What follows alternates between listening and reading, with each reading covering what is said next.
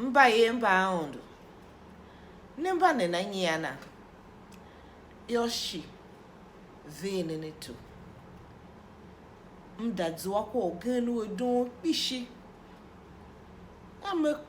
eshi mhinde mvahere ve mvaone kwane iluje na ha kwa tseru shi kwa tseo ganu nenge pe unenge shi erungu kwa tseo na alu nyongusu na ha na be nyongusu ya pe na he na da yela shi na kave na nadziwa mbwala na da talata shi kpekpe shi amku gbinda krangu na ka he ga ha kanja kwa la one va ya ka hiji pe na he na da yela shi na alu yemela kwa one da ko na pa alu wega ba ebe go ngwa kwa tseu na gbe nyogusu na da yeshi na da dziwa mbwa ya ma na da talata ko vese na ha bia wo ni na ha ka ko wo ngwala shin shaye ni kwala ya kana yi ni na shi alu ka weje pa kwa ngudzinda wo ma uda nyo shinu ka wo da ye kuma yo na o yele ya ka o da duwa shin wo shin undo shin ji ma na o ka ru ma se wale mo da no ki yo ne ya undo ga kra ngu petuanga shi da no ma gbinda ya ma gbinda da bum kwa be kra ka petanga kwa mda one ka pe vo nyangela na ave ne to no ngwa ga tose ngwa e yamba do olu ne na ha yanga yuri Israel va ka ta gibiti pam e changi wanve bebi shile ba gibiti vo yuri Israel yanga va ka ta gibiti bebi shile yuri gibiti vo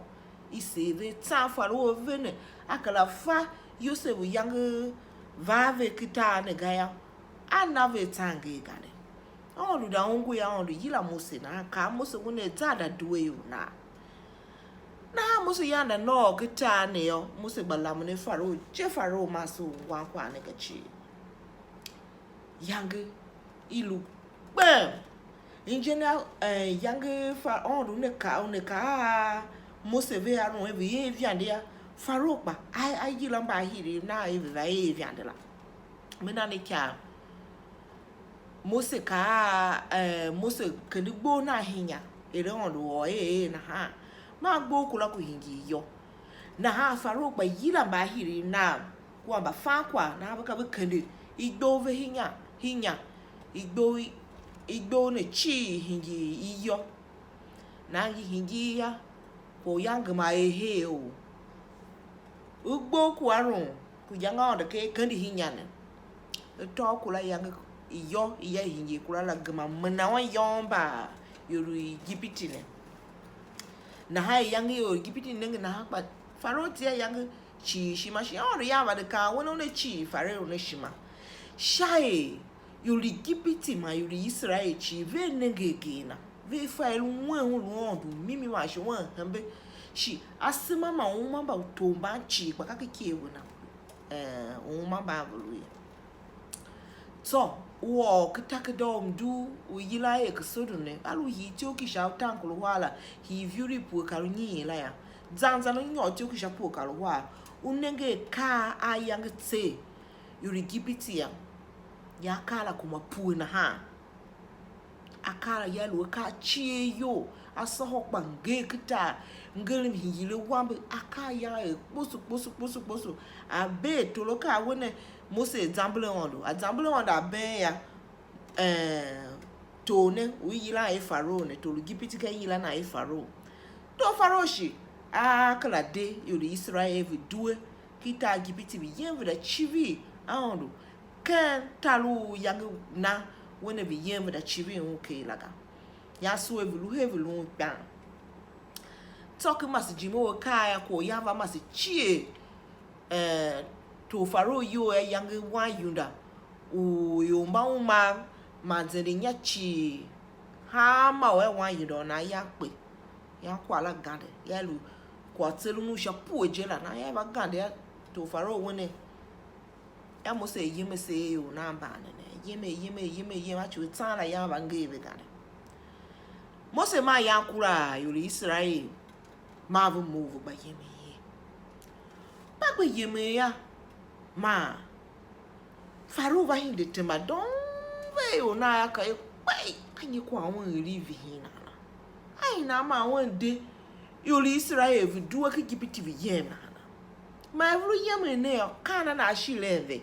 hachu yavu na yumba na ta yo Israel ta kan ba Israel te yavu shile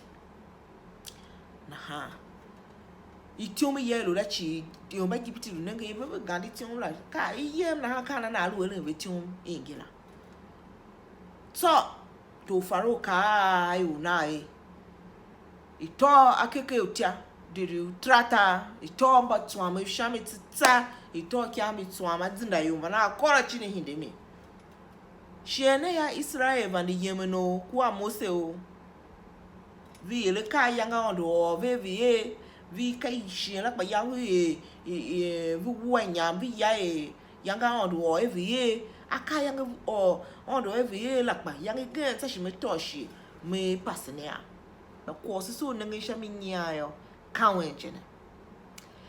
eyo Israel ba gbe yeme ya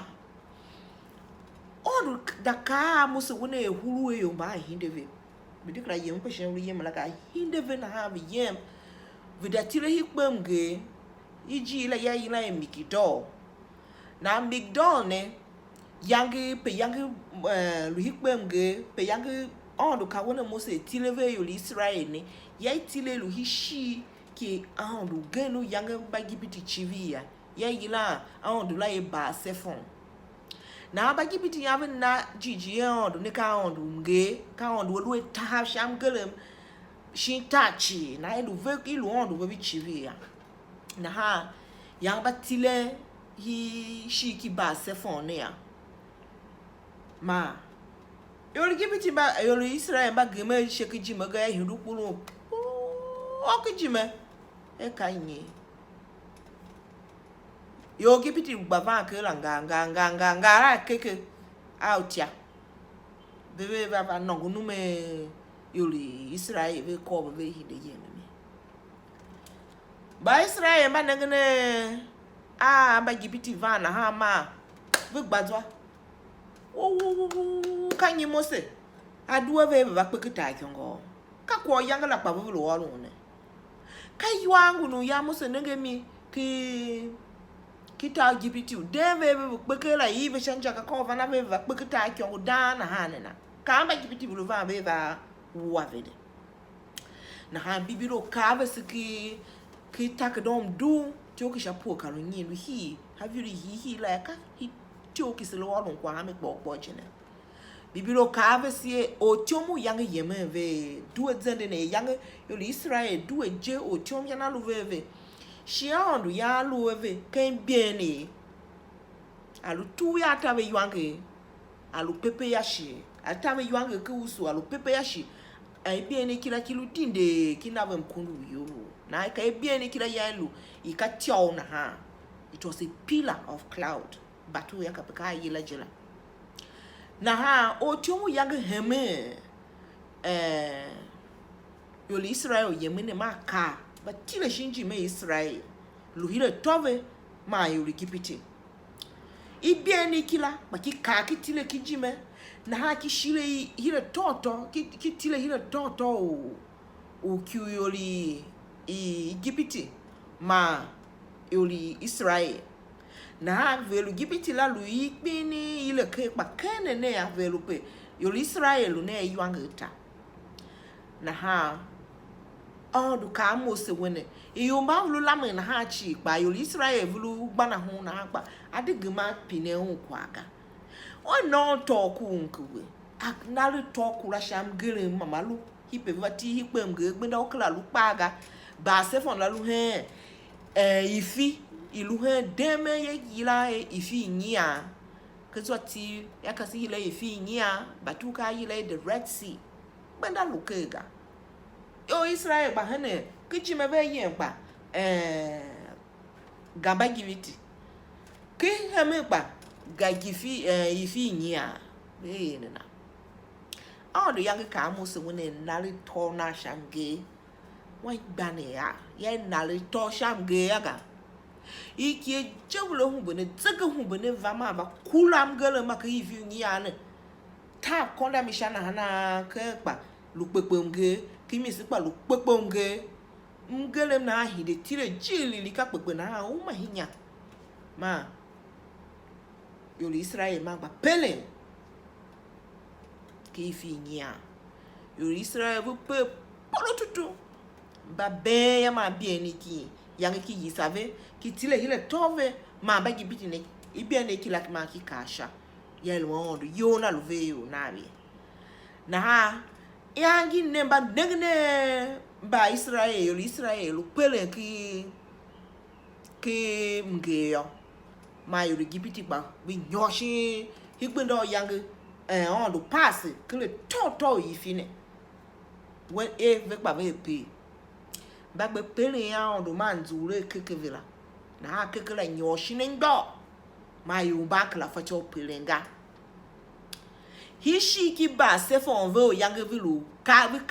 pelum gele ma ya matile kan don yang mose hinde nalugbo na hanga shani zwa Aôndo yang mgele mla tsama hinde makuwa yori gibiti